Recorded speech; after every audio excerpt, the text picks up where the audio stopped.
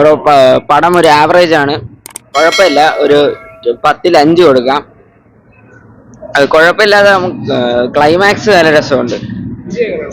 വിജയ് കുഴപ്പമില്ല, എന്നാലും D ageing ഒക്കെ കുറച്ചുകൂടെ നല്ലപോലെ ചെയ്യാറ്.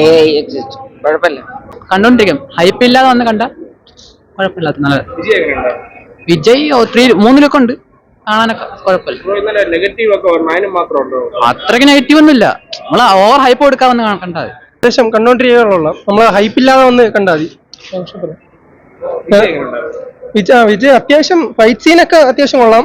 പിന്നെ VFX വർക്കും അത്യാവശ്യം കുഴപ്പമില്ല. പിന്നെ ജസ്റ്റ് ഓവർ ഹൈപ്പില്ലാതെ വന്ന് കണ്ടാൽ നെഗറ്റീവിന് മാത്രം അത് ഓരോരുത്തരെ ഇതില്ല. ഇപ്പൊ നമ്മൾ ഓരോരുത്തർ ഹൈപ്പ് വെച്ചിരുന്ന് കണ്ടാൽ അവർക്ക് ഡിസപ്പോയിന്റ് ആയിരിക്കും. ഇപ്പൊ എനിക്ക് വെച്ച് ജസ്റ്റ് ഓക്കെയാണ്, കണ്ടോണ്ടിരിക്കാൻ കൊള്ളാം.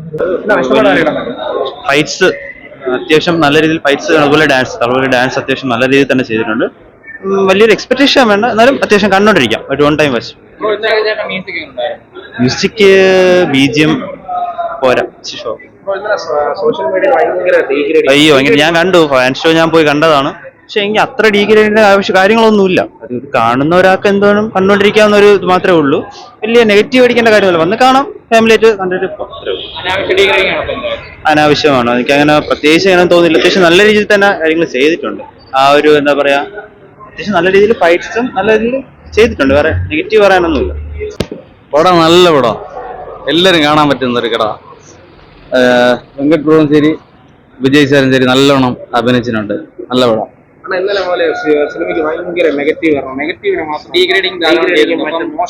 ഇല്ല അങ്ങനെയൊന്നുമില്ല. പാട്ടും ശരി, എല്ലാം ശരി, എല്ലാം നല്ല.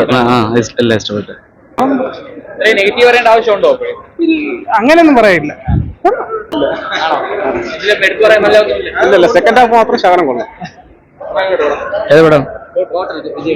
കൊള്ളാം, നല്ല പടം. അത് നല്ല ടെക്നോളജിയിൽ അവർ ഉപയോഗിച്ചിട്ടുണ്ട്. പിന്നെ AI ഒക്കെ നല്ല രീതിയിൽ ഉപയോഗിച്ചിട്ടുണ്ട്. Good movie. കാരണം അങ്ങനെയല്ല, ജസ്റ്റ് ഒരു ഫാൻസിന് വേണ്ടി ഒരു എന്റർടൈൻമെന്റ്, ദാറ്റ്സ് ഓൾ. വലുതല്ല നമ്മുടെ സിനിമയെ പറ്റി വല്ലതൊക്കെ ഇതൊക്കെ നോക്കാൻ പോയാൽ നടക്കത്തില്ല. ജസ്റ്റ് എൻജോയ് ചെയ്യുക. No there is no negative. കാരണം എന്ന് പറഞ്ഞാൽ ഒരു പുതിയ ഒരു ടെക്നോളജി ഉപയോഗിച്ചെടുത്തിരിക്കുന്നു. പിന്നെ ആ രീതിയിൽ ഒരു വിജയ് ഫിലിം കാണുന്ന ഒരു ഫീലിൽ പോയാൽ മതി. പ്രമാദமான പടം എന്നൊക്കെ പറഞ്ഞ പോയിട്ട് കാര്യമൊന്നുമില്ല. നല്ല പടം, നല്ല എൻജോയ് ചെയ്യാൻ പറ്റും. ഒന്നുമില്ല അതിനകത്ത് എന്താ എടുത്ത് ചെയ്യുന്നത് അവർക്ക് പോലും അറിഞ്ഞു. കാര്യം എന്താണെന്ന് വെച്ച് കഴിഞ്ഞാൽ അവരെന്തൊക്കെയോ കുറെ സീനുകൾ എടുത്ത് ഒരുമിച്ച് പടമായിട്ട് അങ്ങ് വെച്ചിരിക്കും. അല്ലാതെ പിന്നെ വിജയ് ഉണ്ടായതുകൊണ്ട് കണ്ടോണ്ടിരിക്കുക, അത്ര തന്നെ. അല്ലാണ്ട് ഒന്നുമില്ല അതിനകത്തൊന്നുമില്ല. മങ്കാത്ത പോയിട്ട് പടം എങ്ങനെയാന്ന് വെച്ച് കഴിഞ്ഞാൽ കൊള്ളാന്ന് ചോദിച്ചു കഴിഞ്ഞാൽ കൊള്ളാന്ന് പറയാൻ പറ്റൂല. പിന്നെ വിജയുടെ ആക്ടിങ് കൊള്ളാന്ന് വെച്ച് കഴിഞ്ഞാൽ നമുക്ക് കൊള്ളില്ലെന്ന് പറയാൻ പറ്റൂല. കൊള്ളാം, വിജയുടെ ആക്ടിങ് കൊള്ളാം. പക്ഷേ സ്റ്റോറി കൊള്ളാന്ന് ചോദിച്ചു കഴിഞ്ഞാൽ സ്റ്റോറി കൊള്ളാന്ന് നമുക്ക് പറയാൻ പറ്റൂല. പിന്നെ ഡയറക്ഷൻ വെങ്കട പ്രഭു എന്ന് പറഞ്ഞ വെങ്കട പ്രഭു അങ്ങനെ നല്ല ഡയറക്ഷൻ എന്നൊക്കെ പറയുന്നത് കൊള്ളാന്ന് വെച്ച് കഴിഞ്ഞാൽ പ്യാരിയായിട്ട ഡയറക്ഷൻ എന്ന് പറഞ്ഞാൽ കൊള്ളാന്ന് പറയുന്നു. പക്ഷേ മങ്കാത്ത സിനിമയൊക്കെ അയാൾ നല്ലവണ്ണം എടുത്തതാണ്. പക്ഷേ വിജയ് അണ്ണനെ ഇതിൽ നല്ല രീതിയിൽ തേച്ച് ഒട്ടിച്ചാണ്. വിജയ് അണ്ണൻ്റെ കരിയറിലെ ഏറ്റവും നല്ല സിനിമയാണെന്ന് നമുക്ക് പറയാൻ പറ്റുമെന്നും പറയാൻ പറ്റൂലെന്ന് പറയാം. പക്ഷേ വളരെ മോശമാണ്. അത് അങ്ങേരെ തേച്ചാണ്. കാര്യം ഇതിൽ അവസാനം ചെന്നൈ സൂപ്പർ കിങ്സിൻ്റെ ഇതൊക്കെ കൊണ്ടുവന്നിട്ടുണ്ട്. പിന്നെ വെറും ആരെയും വിജയണ്ണൻ്റെ പടങ്ങളൊക്കെ നമ്മൾ നല്ല പടങ്ങളായിട്ടാണ് കാണുന്നത്. പക്ഷേ വെങ്കടപ്രഭു ഇത് തേച്ച് ഒട്ടിച്ചാണ്. മങ്കാത്ത അയാൾക്ക് നല്ലവണ്ണം എടുക്കാൻ അറിയാം. കാര്യം എന്താണെന്നറിയാമോ, അയാളെ തല ഫാൻസ് ആയതുകൊണ്ട്, അജിത്തിന്റെ ഫാൻസ് ആയതുകൊണ്ട്.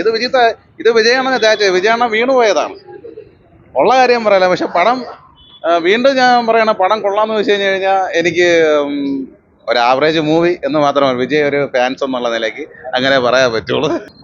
സിനിമ എന്താ, നമ്മളൊരു 20 വർഷം മുമ്പേ കുട്ടിക്കാലത്ത് കാണുന്ന ഒരു സാധനം തന്നെ കുറച്ച് ടെക്നിക്കലി അഡ്വാൻസ്ഡ് ആയിട്ട് ചെയ്തിട്ടുണ്ടെന്നേ ഉള്ളൂ.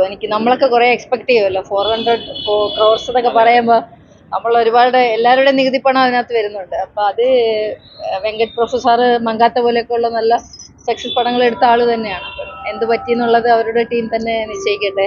അദ്ദേഹം ഒന്നാമത് പൊളിറ്റിക്സിലേക്ക് പോകുന്നു.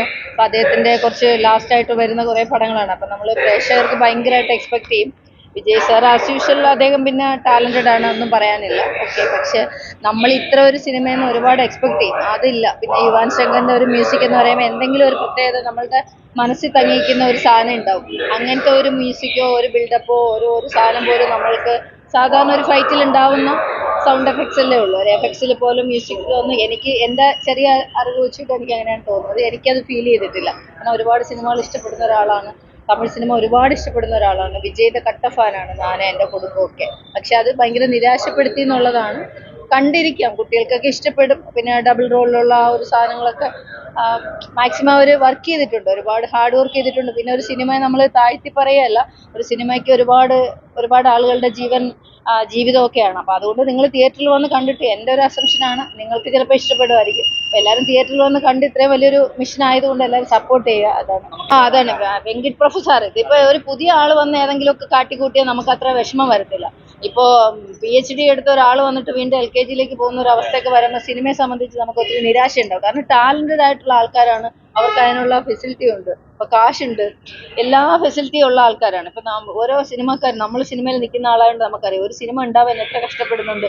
ഒരു 50 ലക്ഷത്തിൻ്റെ ഒരു സിനിമ എടുക്കാൻ തന്നെ ഇവിടെ പെടാപ്പാട് വിടുന്നു. അപ്പോൾ 400 കോടിക്കൊക്കെ വില വേണ്ടേ. അപ്പോൾ അത് ചെയ്യുമ്പോൾ കുറച്ചുകൂടി എവിടെയാണ് പാളിപ്പോയെന്ന് ഡയറക്ടർ സൈഡിൽ നോക്കട്ടെ. മൊത്തത്തിൽ എന്തോ ഒരു മിസ്സിങ് എവിടെയോ, നമ്മൾ വിജയ് പടത്തിൽ പ്രതീക്ഷിക്കുന്ന പല കാര്യങ്ങളും എവിടെയോ എന്തോ ഒരു മിസ്സിങ് ഇങ്ങനെ ഉടനീളമുണ്ട്. തുടക്കം മുതൽ ഒടുക്കം വരെ ഒരു കോമഡി പോലും ആളുകൾ ചിരിക്കുന്നില്ല. പിന്നെ ഒരു കളിയാക്കലാണ്.